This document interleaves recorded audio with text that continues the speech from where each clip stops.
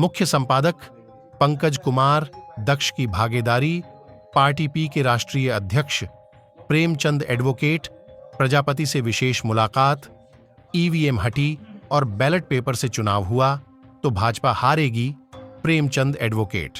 प्रजापति जनपद बिजनौर के नाहटौर में राष्ट्रीय प्रजापति महासभा के जिलाध्यक्ष डॉ ए के दक्ष के निवास पर भागीदारी पार्टी पीई के राष्ट्रीय अध्यक्ष प्रेमचंद एडवोकेट प्रजापति ने पत्रकारों से वार्ता में कहा कि उनकी पार्टी सत्ता में आती है तो वह गरीब, मजदूर, किसानों को 300 यूनिट बिजली मुफ्त देंगे।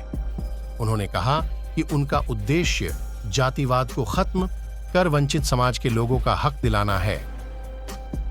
नाहटौर नूरपुर मार्ग स्थित चांदपुर चुंगी के निकट दक्ष हॉस्पिटल में डॉ ए के दक्ष के निवास पर भागीदारी पार्टी पी के राष्ट्रीय अध्यक्ष प्रेमचंद एडवोकेट प्रजापति ने पत्रकारों से वार्ता में बताया कि मध्य प्रदेश में हुए विधानसभा चुनाव में उनकी पार्टी ने 23 सीटों पर चुनाव लड़ा। उन्होंने कहा कि वह आगामी लोकसभा चुनाव में अकेले मैदान में उतरेंगी। उन्होंने कहा कि जनता ने उनकी पार्टी को सत्ता में चुना तो वह गरीब, मजदूर, किसान को 300 यूनिट बिजली मुफ्त देंगे। उन्होंने कहा कि वह शिक्षा समान करेंगे, जहां विधायक, सांसद का बेटी, बेटा पढ़ते हैं उसी जगह गरीब किसान का बेटा भी पढ़ेगा। उन्होंने कहा कि अस्पतालों में मरीजों को पूर्ण सुविधा दी जाएगी। उन्होंने कहा कि वह जातिवाद को खत्म कर वंचित समाज के लोगों को उनका हक देंगे। उन्होंने कहा कि बेरोजगारों को 5,000 रुपए बेरोजगारी भत्ता दिया जाएगा। उन्होंने कहा कि भाजपा सरकार में उत्तर प्रदेश में बाबा का बुलडोजर बहुत तेजी से चल रहा है, लेकिन यह बुलडोजर गरीबों पर चलाया जा रहा है। उन्होंने कहा उत्तर प्रदेश के जनपद जौनपुर में हुई 2 भाइयों की हत्या करने वाले हत्यारों के मकानों पर योगी बाबा का बुलडोजर नहीं चला। उन्होंने भाजपा सरकार पर हमला बोलते हुए कहा कि भाजपा सरकार ईवीएम में गड़बड़ी कर अपनी सरकार बना रही है। उन्होंने कहा कि अमेरिका सहित कई देशों में ईवीएम नहीं है, बैलेट पेपर से ही चुनाव होते हैं। इसी तरह भारत में भी ईवीएम को हटाकर बैलेट पेपर से चुनाव कराया गया तो भाजपा का देश व प्रदेश से सूपड़ा साफ हो जाएगा। उन्होंने कहा जब तक ईवीएम से चुनाव होते रहेंगे तब तक भाजपा की सरकार बनती रहेगी। उन्होंने कहा कि सरकार ने सामाजिक न्याय समिति के गठन के नाम पर करोड़ों रुपए खर्च किए, लेकिन सरकार ने सामाजिक न्याय समिति को ठंडे बस्ते में डाल दिया है। उन्होंने कहा कि सामाजिक न्याय समिति का गठन किया जाए। साथ ही उन्होंने समाजवादी पार्टी पर हमला बोलते हुए कहा कि सपा भाजपा दोनों एक ही सिक्के के 2 पहलू हैं। सपा की नाकामी की वजह से ही भाजपा अपनी सरकार बना रही है। उन्होंने अखिलेश यादव पर हमला बोलते हुए कहा कि कहीं यादव की हत्या होती है यो अखिलेश यादव वहां पहुंचकर उनकी मदद करते हैं, जबकि मुस्लिम या अन्य जातियों के पास पहुंचकर उनकी मदद नहीं करते, जिसका उदाहरण बुंदेलखंड देवरिया में हुई घटना है।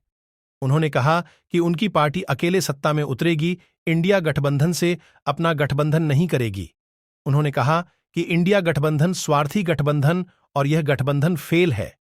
इससे पूर्व डॉ ए के दक्ष पंकज कुमार दक्ष ने फूल मालाओं से लादकर राष्ट्रीय अध्यक्ष प्रेमचंद एडवोकेट प्रजापति, पार्टी के सलाहकार बीडी वर्मा, सोनिक लाल पटेल का फूल मालाओं से लादकर भव्य स्वागत किया। प्रेमचंद एडवोकेट प्रजापति जी, आपका नाहटौर की धरती पर स्वागत है।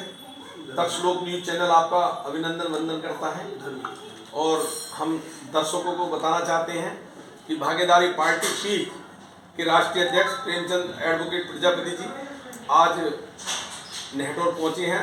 दक्ष हॉस्पिटल, दक्ष निवास नाहटौर में डॉक्टर ए के दक्ष, तो उनसे कुछ हम विशेष वार्ता आपसे करेंगे कि 2024 लोकसभा चुनाव जो है आ गया है, तो आप राजनीतिक दल के राष्ट्रीय अध्यक्ष हैं, तो आप किन मुद्दों को लेकर के जो है भ्रमण में निकले हैं?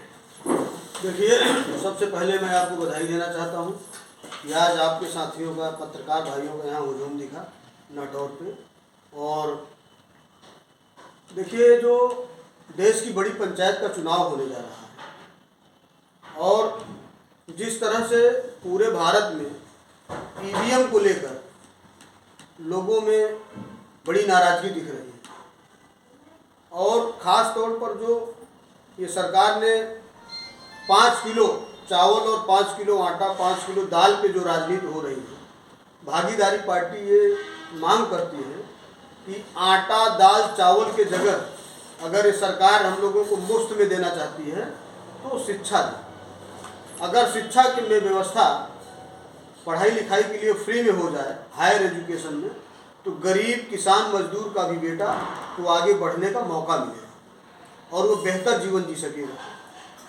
और शिक्षा के बारे में आपने बताया, स्वास्थ्य सेवाएं के बारे में? देखिए, स्वास्थ्य में सरकार ने बिल्डिंगें, हम लोगों को कभी कभार बहुत तकलीफ होता। अभी मैं जौनपुर में गया तो देखा तो बड़ा शानदार हॉस्पिटल बन रहा है एम्स के टक्कर का। तो हमने कहा यार इतनी बड़ी बड़ी बिल्डिंगें बनाया जा रहा है, जब सरकार के पास में प्राथमिक उपचार केंद्र जो हैं वहाँ डॉक्टरों की व्यवस्था नहीं है, दवाइयाँ ठीक से नहीं हैं, तो बिल्डिंग बनाने से तो समस्या का समाधान नहीं हो जाएगा। तो भागीदारी पार्टी ये मांग करती है कि जो प्राथमिक उपचार केंद्र खोले गए हैं वहाँ बेहतर पहले डॉक्टरों की व्यवस्था कराए, क्योंकि बिल्डिंग बनाने के बाद वही हालत हो जाएगी। डॉक्टरों की कमी है, सरकार डॉक्टरों की कमी है। अच्छा, अभी आपने जैसे पत्रकार वार्ता में कहा था कि दिल्ली की सरकार ने जो है 200 यूनिट बिजली फ्री कर रखी है, तो अगर हमारा गठबंधन में सरकार आती है तो हम 300 यूनिट किसानों को मजदूरों को फ्री देंगे। इस संबंध में एक जरा बताइए दर्शकों को। देखिए, क्या है कि सरकार चाहे तो कोई भी व्यवस्था बना के गरीबों को फ़ायदा पहुंचा सकती है। 300 यूनिट बिजली फ्री करने में कोई समस्या नहीं है। किसानों की आज जो हालत है आप देख रहे हो। हम लोग जिस गांव से मैं बिलोंग करता हूं। आप कौन से गांव से करते हैं? मेरा मेजा है, इलाहाबाद प्रयागराज में मेजा दरी ग्राम सभा है, और अभी मैं कौन सी पड़ती है? मेजा विधानसभा है। भारत के प्रधानमंत्री आदरणीय बीपी सिंह जी का क्षेत्र है, माड़ा मेजा, और जिस क्षेत्र ने देश को प्रधानमंत्री दिया हो उस गांव में 12-12 घंटा बिजली नहीं रहती है। ये गांव की हालत है, और सरकार तो झूठ बोलने में माहिर है। ये लोग कह देंगे हम तो 24 घंटा बिजली दे रहे हैं, गांव में बिजली नहीं है। अच्छा, जैसे भी आपने कहा था कि अति पिछड़े SC ST है कि इनके जो है अधिकारों का जो हनन हो रहा है, तो आप अगर आप सरकार में आते तो आप कैसे इनको लाभ दिलाएंगे? देखिए, अभी 8 दिन का मामला है। जनपद जौनपुर में 2 सगे भाइयों की हत्या हुई, उत्पीड़न पे की बात बता रहा हूँ। ये जौनपुर में जो 2 सगे भाइयों की हत्या हुई है, जरा संक्षिप्त में थोड़ा सा बताइएगा, नाम भी बताइए उनका और स्थान भी बताइएगा। खेता सराय में, यूपी में। मैं देखो किसी जाति की बात नहीं करता हूँ। जिला कौन सा लगता है? जौनपुर। खेता सराय एक जगह है, और वहाँ से मुझे तकलीफ होता है कि गिरीश चंद्र यादव जी सरकार में मंत्री हैं। गिरीश चंद्र यादव जी सरकार में मंत्री हैं, वो उन्हीं की विधानसभा है। और जिस दिन मैं वहाँ गया हूँ, मेरे जाने के बाद 3 घंटे बाद उनका कार्यक्रम लगा है। उसके बाद समाजवादी पार्टी की ID पर चला कि एक कमेटी बनाया समाजवादी पार्टी ने कि हमारे लोग वहाँ जाएंगे, और 2 दिन के बाद, और उस समय ज़्यादा तकलीफ तब हुआ जब 2 दिन के बाद में अखिलेश यादव जी ने एक पॉलिटिकल पार्टी का उद्घाटन करने बनारस पहुँच गए, और वहाँ बनारस से 60-70 किलोमीटर की दूरी खेता सराय नहीं आए। जबकि अभी उनके समाज के लोगों की हत्या होती है तो सबसे पहले उनका बयान आता है, वहाँ पहुँचते हैं। ये कैसा समाजवाद है? एक तरफ आप समाजवाद की बात करते हो, दूसरी तरफ आप इस तरह से कर रहे हो। बताइए, हमारे समाज के लोगों ने समाजवादियों को खून से तौल दिया, और उसके एवज में हमें मिला क्या? मैनपुरी में जब 5 लोगों की हत्या हुई, इनका गांव वहाँ से नज़दीक है, वहाँ नहीं गए। अभी वो जीता जाता उदाहरण बनारस गए, और वहाँ 70 किलोमीटर नहीं आ पाए। हम कहते हैं आप लोग किस समाजवाद की बात कर रहे हैं? अच्छा, ये जो 2 भाइयों की हत्या हुई है, 2 सगे भाइयों की, ये किस जाति से है? ये प्रजापति हैं। और बड़ी बात है, विधायक जो है वो जो यादव विधायक, वो किस पार्टी से है? वो बीजेपी से विधायक हैं, सरकार में मिनिस्टर है। तो हत्या किन्होंने की है? एक्चुअली वहाँ जगह उस दबंग जाति के लोग हैं। अब मैं जाति पर बोलूंगा तो लोग कहेंगे प्रेमचंद जी जो है जाति का विष है। वो किसी जाति, लेकिन उन लोगों ने दारू पीकर जो वहाँ उदंडता किया, हम तो कहते हैं बाबा का बुलडोजर चलना चाहिए हत्यारों वहाँ पे। हाँ, जिन लोगों ने हत्या किया है उनके ऊपर बुलडोजर चलना चाहिए।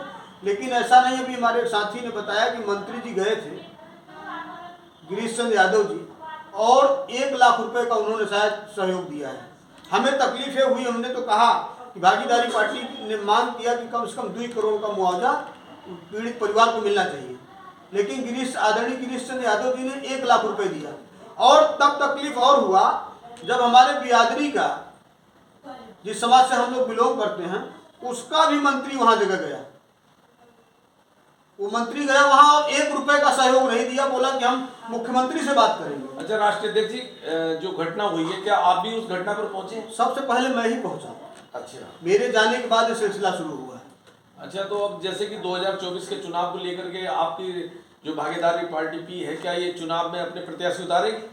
अभी मैंने उत्तर प्रदेश में 2 दर्जन प्रत्याशियों की घोषणा कर दी है, उत्तर प्रदेश में, और झारखंड में पूरे 14 सीटों पे लड़ने जा रहे हैं। बिहार में हम 23 तारीख को खुद ही रैली करने जा रहे हैं, वहाँ जगह बिहार के कई सीटों पे लड़ने जा रहे हैं। अभी मध्य प्रदेश में हमने बताया आपको, आप पत्रकार वार्ता में, कि विधानसभा का जो चुनाव हुआ है 23 कैंडिडेट हमने उतारे हैं वहाँ।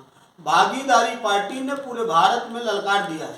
अच्छा, जैसे कि एक सवाल है कि EWS, जी, भारतीय जनता पार्टी की जो सरकार ने सामान्य वर्ग को 10% आरक्षण दिया है, जिसको हम शॉर्ट में EWS बोल देते हैं, उसका आरक्षण का लाभ भी मिल रहा है। तो उस EWS में जो सरकार ने 8 लाख रुपए रखी है कि जिसकी 8 लाख रुपए की आय होगी वो गरीबी में आएगा, और वैसे इनकम टैक्स में जो है वो 5 लाख रखा गया है। तो इसके विषय में आप क्या कहना चाहते हैं? देखिए, ये जो EWS की चर्चा आप कर रहे हैं, और थोड़ा दर्शकों की तरफ EWS की जो चर्चा कर रहे हैं, मैं इसको नेट पर चेक करवा रहा हूँ, कुछ नहीं मिला। इन लोगों का सिर्फ एक मकसद है कि लोगों को ब्लफ में रखो, लोगों को इस तरह से उलझा के रखो, उनका ध्यान उधर आटा चावल दाल की तरफ कर दो, मतलब उनको इस तरह से उलझा दो कि वो अपनी भागीदारी की बात न कर सके। अगर जो सरकार में बैठा हुआ व्यक्ति अगर भागीदारी की बात कर दे तो समझ लो कि इनके गर्दन पे तलवार चल गई। और जिस तरह से मतलब ये कोई मतलब, मेरे कहने का मतलब यह है कि जो उपेक्षित वर्ग का भी मंत्री उस सरकार में शामिल है, भारतीय जनता पार्टी की सरकार में, उसकी भी यही हालत है। उसके कहने पर नाम नहीं लूँगा, एक हमारा स्वजाति भाई हैं, वो डिप्टी जेलर हैं और उनका ट्रांसफ़र करा दिया गया, और इकलौता मुझे लगता है पूरे उत्तर प्रदेश में एक ही डिप्टी जेलर है, और कोई ऐसा नेता नहीं।